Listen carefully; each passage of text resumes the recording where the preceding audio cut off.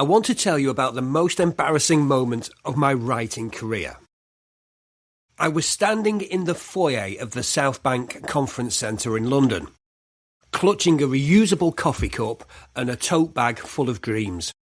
It was my first self-publishing show live. Everyone around me seemed to know someone. There were hugs, excited hellos, mysterious references to Amazon dashboards, and also bought placement. I knew nobody. I spent 10 minutes in the entrance psyching myself up to start a conversation. Just one conversation. That was the mission. Talk to one human being who wasn't serving coffee. When I finally worked up the courage, I introduced myself to a bloke who seemed friendly enough. And I launched, full throttle, my plot arc, my emotional stakes, my character development. I gave him the whole pitch. Must have gone on for 3 solid minutes without breathing. He nodded politely. He even asked what genre I wrote. And then somebody gently pointed out he was a cover designer, not an editor, not an agent, not a publisher, a cover designer. The man was responsible for visuals, not verbal nuance. And I just delivered a 5-star pitch to the exact wrong person. I wanted the floor to open up. But here's the thing. By the end of those 2 days, I had conversations that changed how I saw my entire writing career. I'd laughed over overpriced hotel coffee with people who actually knew what KDP stood for. I listened to talks that made my brain hurt in the best way. And I'd started to feel like, maybe, just maybe, I could actually do this. That was years ago. I've been back to the self-publishing show live 3 times. I've been to the Island Publishing Show, the London Book Fair, Amazon author events, even a YouTube creators event. And every single one of them gave me something I couldn't have got from a blog post, a podcast, or a YouTube tutorial. Hi, I'm Steve Kelly. This is Truth Bombs. And today we're talking about why being in the room matters more than anything you can learn from a screen. So here's the uncomfortable truth. This is the truth bomb. And it's a simple one. You can learn craft from YouTube. You can learn marketing from podcasts. You can read every blog post ever written about Amazon ads and newsletter funnels and KDP keywords until your eyes bleed. And you'll still be missing the single most important ingredient in building a long-term author career. That's other people. Not followers, not subscribers, not faceless names in a Facebook group who react with a thumbs up emoji and then disappear. Real people in a real room having real conversations about the same struggles you're having right now. Writing is lonely. That's not a compliment. That's just what it is. You sit alone, you stare at the screen, you wrestle with a manuscript that won't cooperate, and then you try to market it, which is a different kind of lonely, because now you're staring at a dashboard instead of a document, and neither one is talking back. Author conferences break the isolation, not because the sessions are always life-changing, although some of them genuinely are, but because the conversations that happen between the sessions. They are where careers actually shift. I've learnt more in a 10-minute hallway chat with a thriller author over a cup of builder's tea than I did in 2 hours of YouTube tutorials. She gave me a tip about newsletter swaps that tripled my subscriber numbers. Just like that. One conversation, 10 minutes, a paper cup of terrible tea. That doesn't happen on the internet. It happens in the room. First of all, we've got the I don't belong here bit. Let's address the thing that stops most authors from even buying a ticket. I don't belong there. Yes, you do. I know you don't feel like it. I didn't feel like it either. I was the bloke in the foyer giving himself a pep talk before he could say hello to a stranger. I am not naturally someone who works a room. I'm the person who hovers near the coffee station, hoping somebody will talk to me. And here's what I've learnt from doing this multiple times. Everybody feels that exact same way. Everyone. The 6-figure authors, the speakers, the person on stage who looks like they eat confidence for breakfast. Behind every polished pitch and every relaxed smile is somebody who, at some point during the day, quietly wondered, am I good enough to be here? Nobody checks your sales rank before talking to you. And if they do, they're not your people. Most authors at these events are exactly where you are. Trying, learning, failing, tweaking, trying again.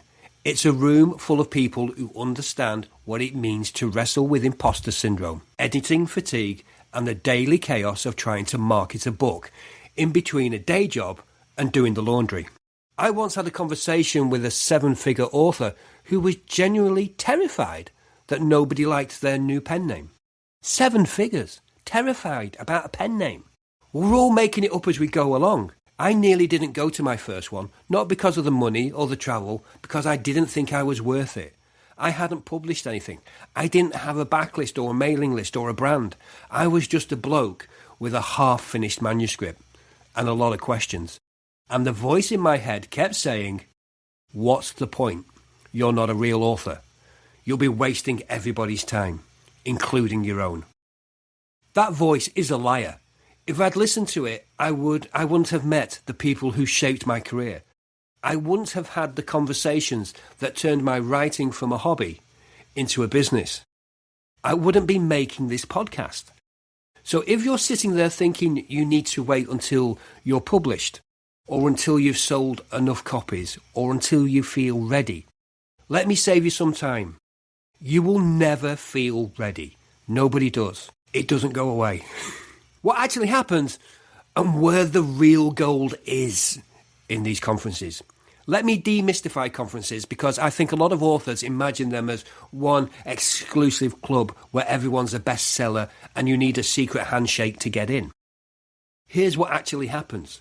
You show up, you get a lanyard, you sit in sessions where people talk about ad strategy, email marketing, cover design, series planning, audiobook production, AI tools, and about 15 other topics directly relevant to your career.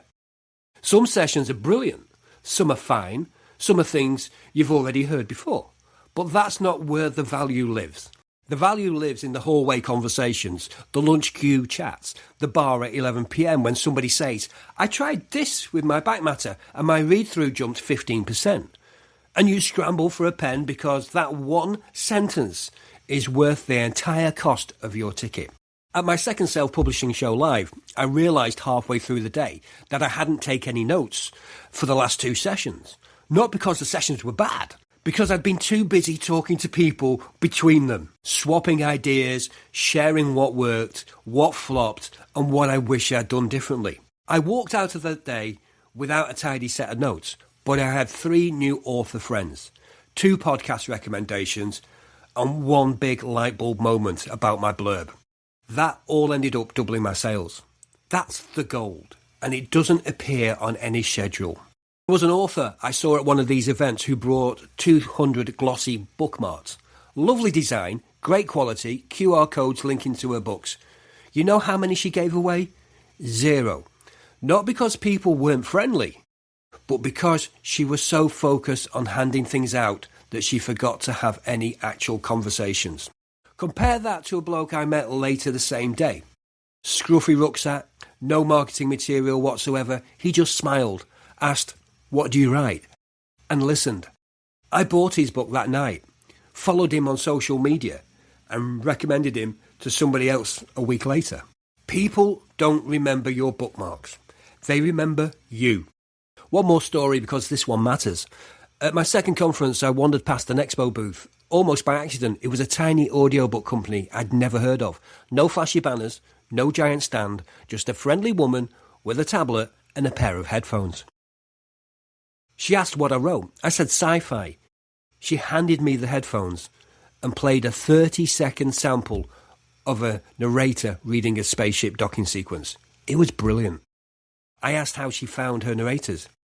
She said she was one. And 6 months later, she narrated a short story for me. Readers still email me about her voice. That moment didn't happen because I had a strategy or a plan. It happened because I was in the room and stayed curious. If I'd been at home that day scrolling through ACX listings and reading narrator bios on a screen, I never would have found her. The screen gives you information. The room gives you serendipity. Here's the part that most authors don't see because it takes more than one event to notice this. Conferences compound. The first time you go, you're a spectator. You're absorbing. You're overwhelmed. You're trying to figure out how everything works, while simultaneously pretending you already know. You hover at the edges of conversations. You sit in the safe seats near the back. You eat lunch alone and pretend you're checking something important on your phone. Now, the second time you go, you recognise faces. You know the layout. You're not just soaking things up. You're contributing. Somebody asks you a question and you actually have an answer. You've got stories. You've got the battle scars, maybe a few wins. You know where the good coffee is and which session to skip for a hallway conversation instead. The third time, you're part of it. People know your name. You're introducing new attendees to people you met last year. You're the person in the bar at midnight sharing what worked and what didn't.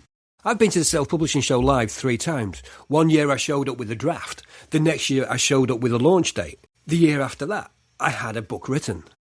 Nobody knighted me. I just kept going. That progression is everything. And you can't get to year 3 without surviving year 1. Without being the nervous person in the foyer who pitches a cover designer by mistake and wants to crawl into a hole.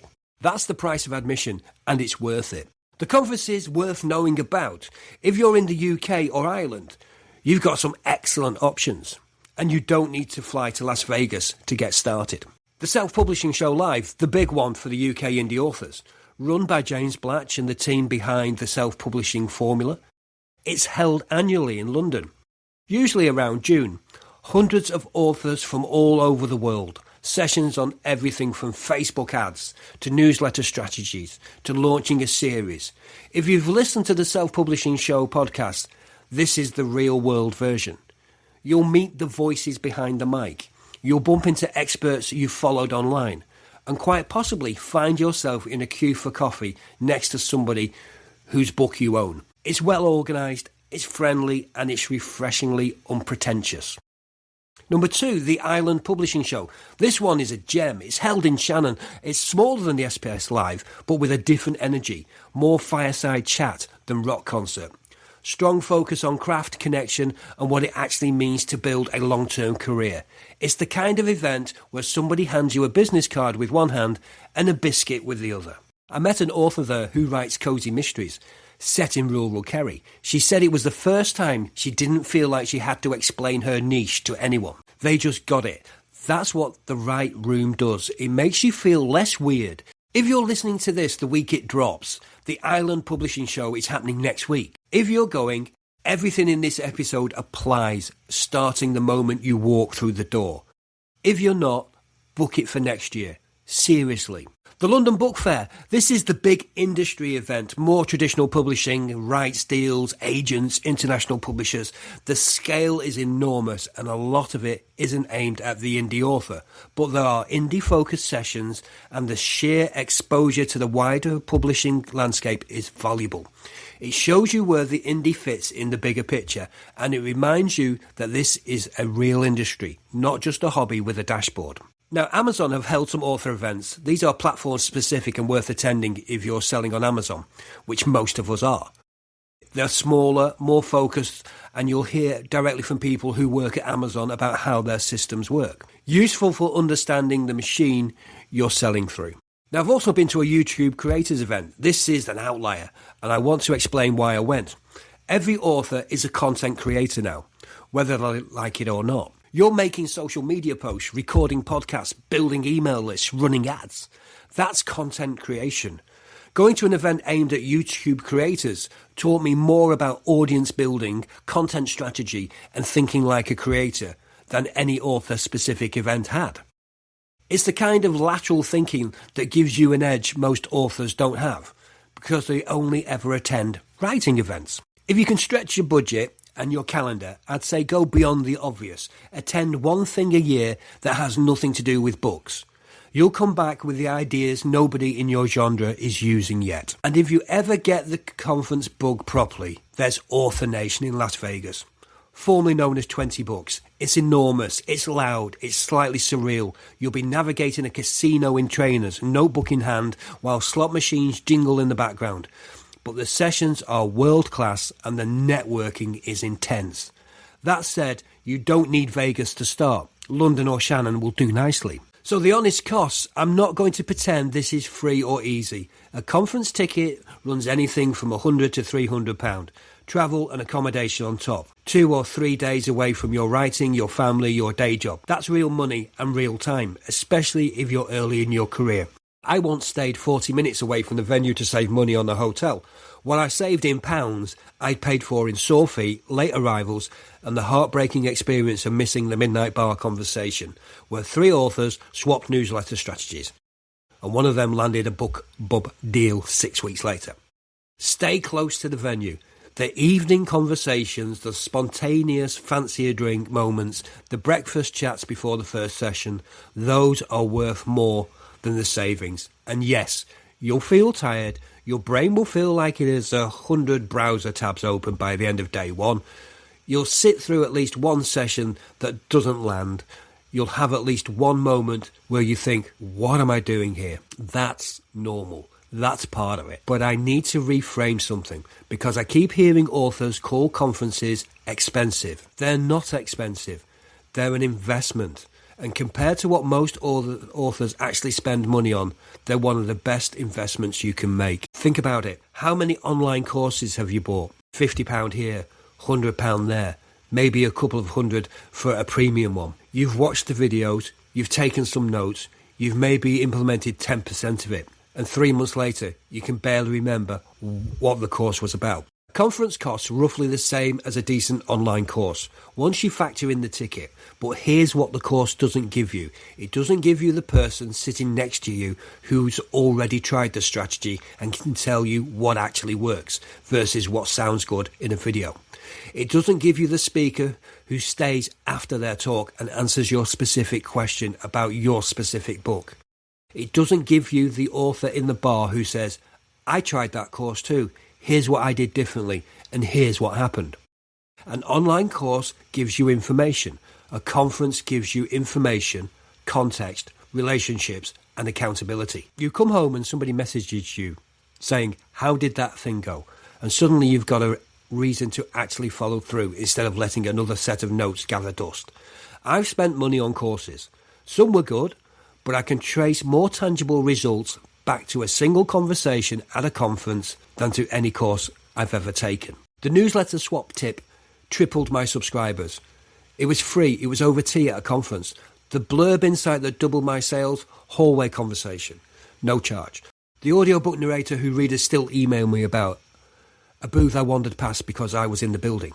You can't get that from a screen. The screen gives you the lesson. The room gives you the lesson plus the people who've already lived it. So stop thinking of it as an expense. It's an investment in your career, your network, and your sanity. And unlike most investments, this one starts paying out within 48 hours if you follow up properly. So how to actually survive the day? Knowing you should go and knowing how to handle it when you get there are two very different things. Let me give you the practical stuff. Your opening line is simpler than you think.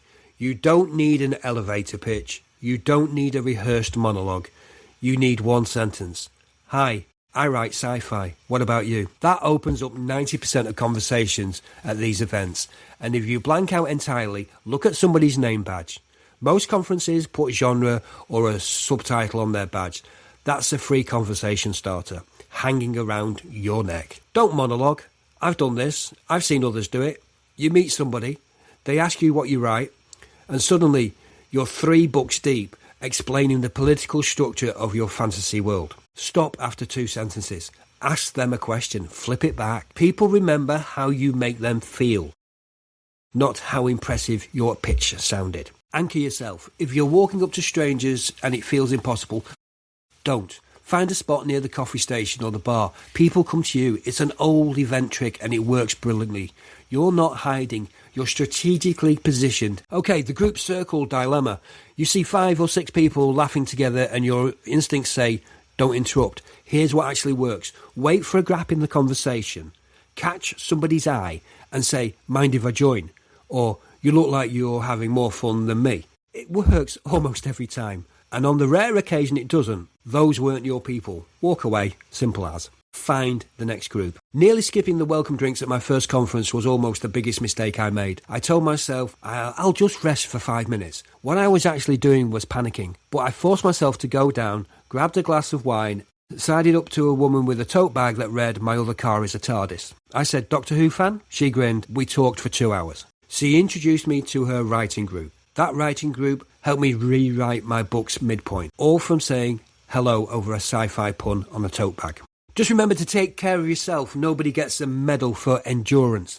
The people who melt down on day 2 are rarely undone by a bad session. It's usually dehydration, low blood sugar, or 4 hours of sleep because the bar conversations went on until 1 a.m. Bring snacks, bring a water bottle, eat actual meals, and give yourself permission to skip a session if your brain is full. Nobody hands out awards for attending every talk. Some of the best thinking happens when you step outside for 10 minutes. Sit in the lobby with a coffee and let your brain process what is actually absorbed. I once left a buzzing dinner to walk laps around the hotel with a fellow tired author. We barely talked, but that quiet walk turned into one of the most honest conversations I had the whole weekend. Sometimes the break is the magic. Set one goal per day, not 10. I will talk to one new person, or I will ask a question in a session, or I'll stay for the evening drinks. One small specific goal makes the whole thing manageable. Everything else is a bonus. And if the overwhelm hits, which it will, because your brain will feel like it has 100 browser tabs open, as I said earlier, by the end of day 1, step outside, breathe, remind yourself that this is normal. Every single person in that venue has hit the wall at some point. The trick is to recognise it before you bulldoze through it and crash. Now, the part everybody forgets is the event itself is only half the value. The other half is what you do in the 48 hours after you get home. Follow up. This is where most authors drop the ball completely. You met people, you swapped ideas, you had conversations that felt important, and then you get home. The laundry piled up, the inbox exploded, and every contact you made slowly faded into a name you half remember, and a business card at the bottom of your bag. Within 48 hours of getting home, message every person you connected with. It doesn't need to be long. Great meeting you at SPS Live. Really enjoyed our chat about series arcs. Hope your launch goes well. That takes 30 seconds to type. And it's the difference between a connection that fades and a relationship that lasts. Then sort your notes. Not all of them. Find the 3 to 5 things that actually apply to you and where you are in your career right now. Turn them into tasks. Put them in your calendar. Give each one a month. A conference without a follow-up plan is just an expensive inspiration. The friend you made at the hotel bar, message them a week later and ask how their draft is going.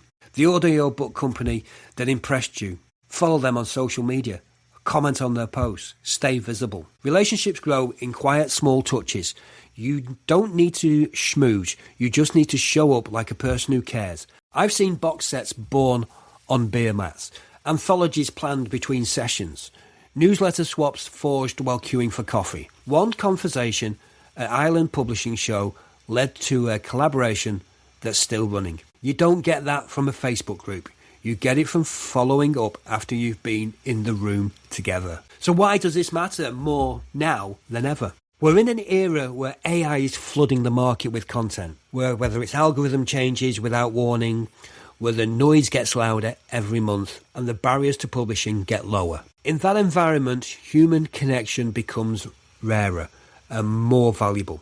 The author who have real relationships, real collaborators, real friends in the industry are the ones who survive the next shift. Because when the algorithm changes or a platform wobbles, it's not your keywords that save you. It's the person who says, "Hey, have you tried this?" Or "I'll share your book with my list." Or "Let's do something together." You can't build that from behind a screen. You build that in a room, over bad coffee, over worse wine, over conversations that start with, "So what do you write?" and end up changing the direction of your career. The previous episodes of this podcast have given you systems, series structure, GEO and discoverability, opening lines and blurbs, direct selling platforms. All of that is useful. All of it matters, but none of it works as well in isolation as it does when you've connected to other authors who are building the same kind of career. People who will tell you when something's working, warn you when something isn't, and remind you that you're not alone in this when it gets hard. That's what conferences give you, not just knowledge. They give you a network, a community, a reason to keep going when the dashboard is flat and the blank page won't cooperate. If you're listening to this week's episode when it drops and you're heading to the Island Publishing Show next week, do this when you get there. Talk to one person you don't know. Skip one session for a conversation that's going well. Stay for the bar. Follow up when you get home. If you're not going to the Island Publishing Show, here's your homework. Find one conference happening in the next 12 months and book it. Self-Publishing Show live in London. Island Publishing Show next year. Whatever is accessible and affordable for you. Book the ticket. Book the accommodation. Book it close to the venue, not 40 minutes away to save money. Close. The evening conversations are worth more than the savings. And commit to going. You don't need to have a finished book. You don't need a perfect pitch. You don't need business cards or bookmarks or a polished brand. You just need curiosity and the willingness to say hello to a stranger. That's it. That's the whole strategy. Let me leave you with this. If you see somebody at a conference standing on their own, looking a bit lost, nursing a drink and trying to look busy on their phone, go and say hello. They might be a first-timer who nearly didn't come. They might be somebody who's about to give up on their writing career because they've been doing it alone for too long and it's starting to feel pointless. Or they might be me, years ago, standing in a foyer with a reusable coffee cup and a head full of doubt, about to have the conversations that changed everything. The room is where this happens. Get in the room. So rule number 1 is write the damn book. And rule number 2, stay in the game. I'll see you next time.